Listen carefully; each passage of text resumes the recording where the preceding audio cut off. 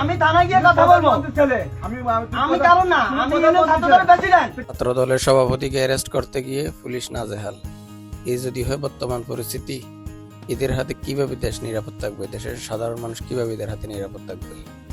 এই একমাত্র ইউনিয়ন ছাত্রলীগের সভাপতি হওয়ার কারণে এর এই অবস্থা। এদের হাতে সাধারণ জনগণ, পুলিশ কেউ নিরাপদ না।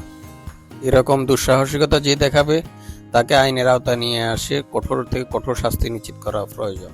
আমরা যার যার অবস্থান থেকে এই দুঃসাহসিকতা দেখানো লোকদেরকে প্রতিহত করতে হবে।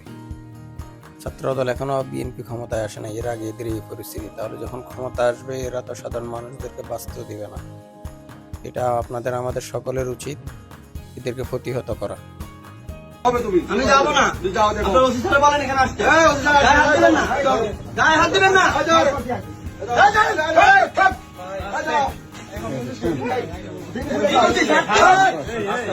গায়ে হাত দিবি না।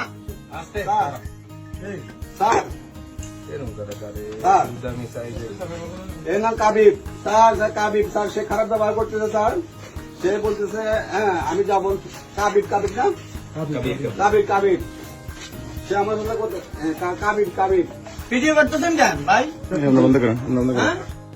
रुको जरा सबर करो, बोला धक्का बुक्की नहीं करने का, आराम से लेने का।